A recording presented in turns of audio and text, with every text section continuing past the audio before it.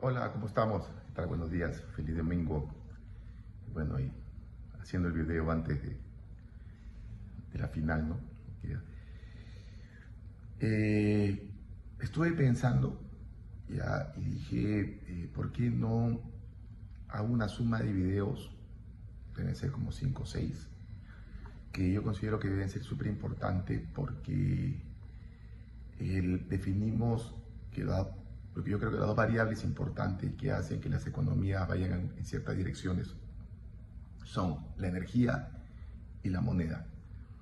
Entonces, de esos dos grupos vamos a dividir entre energías que van a ser petróleo, gas y otro tipo de energías, ¿no? Y después vamos a ver lo que son principalmente el bono americano y ahí el movimiento de la masa monetaria, porque ahí defines la tasa de interés. Entonces, para comenzar ahora, vamos a hablar un poco de lo que son las energías. Ya estoy presentando un diagrama en la cual que estamos viendo que el crudo más o menos hace el 33% del volumen de energías del mundo. El segundo es el gas natural, que está en más o menos en 20 y tanto, 27%. O sea, sumando los dos están encima del 60% de las energías, entonces, y sigue en aumento. Entonces, ese concepto de que las energías fósiles se están acabando y van a ser reemplazadas por las energías renovables, como ven en el gráfico, ya las energías renovables no llegan al 5%, ¿no? Entonces, tienes paneles y un montón de cosas que se han ido poniendo, ya, que también está en aumento, pero obviamente reemplazar y competir con un negocio montado de hace 200 años, porque el negocio del crudo, del petróleo comenzó en los 1860, ¿no?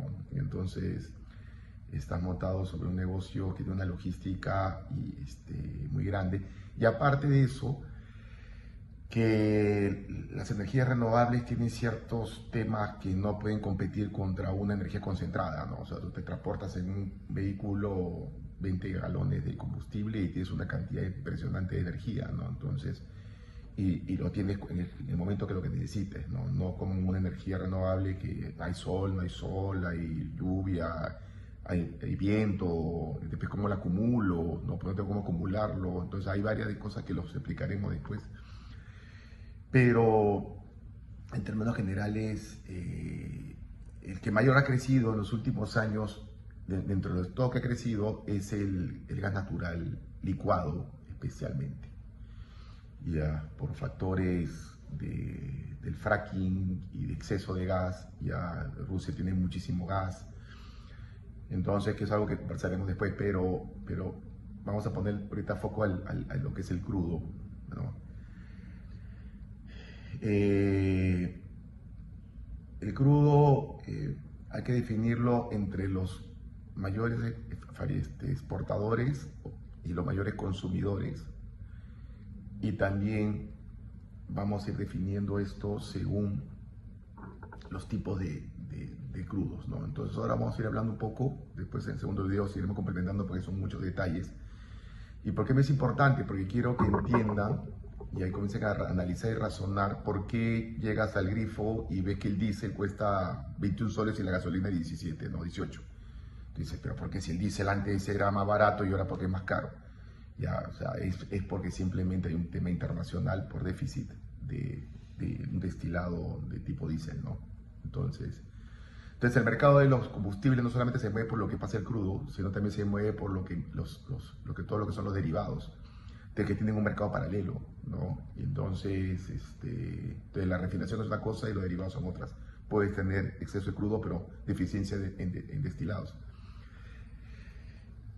Entonces el crudo, como estamos viendo ahorita, el mayor consumidor del mundo ya es Estados Unidos, ¿no? Estados Unidos maneja casi cerca de 20 millones de barriles día. Un poco para que entiendan de qué se trata el barril, porque siempre se habla del barril del petróleo. ¿Qué es el barril? El barril, hay que irnos hacia la época de Rockefeller, ¿no? De regresar hace más de 100 años, cuando se comenzaban a transportar el querosene y otros derivados por tren. Entonces, ¿qué se transportaban? En barril. Y el barril que era de 42 galones. Entonces, la medida petrolera se quedó en 42 galones. Entonces ya nadie cambió, porque como tampoco si pones galones, ya estás en 20 millones, imagínate en galones, ¿no? Entonces, todo lo que son, pero los derivados sí se manejan en galones. El crudo, barril. ¿Ya? Y hay que entender, no es un cilindro. Los cilindros que vemos en la calle de metal, esos son de 55. Entonces el otro es como una medida imaginaria, porque no existe, de 42 galones. Entonces tienes a Estados Unidos como el fabricante. Y también tienes a otros países que son altos consumidores, que está China, ¿no? Creo que está como 16 o 17 millones de barriles, ¿no? Y a mí, por ejemplo, Arabia Saudita, se ve ahí 4 millones de barriles. ¿Pero por qué? Porque todo lo que tiene que mover ya de consumo es porque necesita quemar combustible, ¿no? Todo su agua, todo son plantas salinizadoras, no tiene energía, todo lo mueve por combustible, no tienen hidroeléctrica, no tienen gas, ellos, ¿no? Entonces tienen crudo. Entonces ahí por eso te das cuenta de ciertos números, ¿no? ¿Ya? Y en el otro lado tienes también lo que son los fabricantes, ¿no? ¿Quiénes son los exportadores? Entonces también ves a Estados Unidos, ¿ya? Y vas a ver también otros países grandes, ¿no? También está Rusia, entonces Arabia Saudita. Arabia Saudita está más o menos en 11 millones, 12 millones de barriles. Rusia está por ahí también, en 10, 11 millones de barriles día. Ya existen dos bloques adicionales. Entonces, si tienes Estados Unidos, que hasta el 2016, Estados Unidos era importador neto de petróleo. A raíz de que inventan el tema del fracking, que es la fractura hidráulica, que lo conversaremos un poco más, pero es una tecnología totalmente contaminante, pero que rompe la roca que está impregnada de petróleo, entonces le están saliendo combustibles muy ligeros.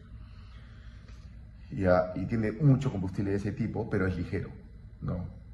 Y entonces, para no irme, tienes el otro lado, se armaron dos bloques adicionales, uno que es el OPEC, ¿no? Entonces siempre escuchamos, ¿qué es el OPEC? El OPEC es un cártel de petróleo, ¿no? De productores más chicos, que se organizan para tratar de regular el petróleo, porque siendo Estados Unidos como el gran hegemón que compra, ya puso muchos años los precios que le interesan según políticamente, ¿no? Entonces dicen, no, bueno, estos países dicen, ya no me vas a ir afectando a mí mi economía, porque si quieres bajar el precio por un tema político, me matas a mí la economía, ¿no?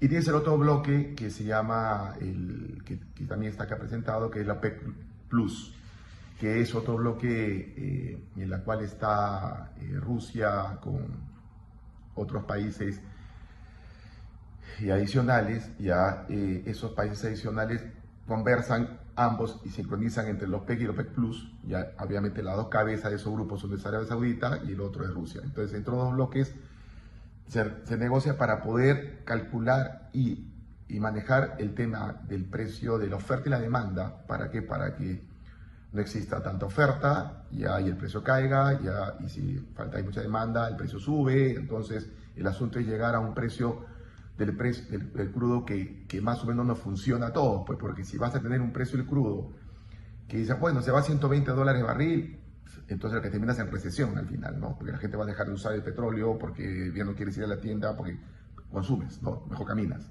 una cosa de ese tipo, ¿no? Entonces, con esto de acá, que es la primera etapa, ya he querido presentarles el marco general de más o menos cómo está organizado el negocio del petróleo, los jugadores grandes, chicos, todo y la energía. Y en otro video, en la segunda parte, ya voy a hablar exclusivamente del crudo como producto y por qué es su comportamiento de compra y cómo se mueve el crudo y sus rendimientos y por qué se compra. Entonces, vamos a entender por qué los precios van a un lado. Que tengan un feliz domingo. Cuídense. Chao.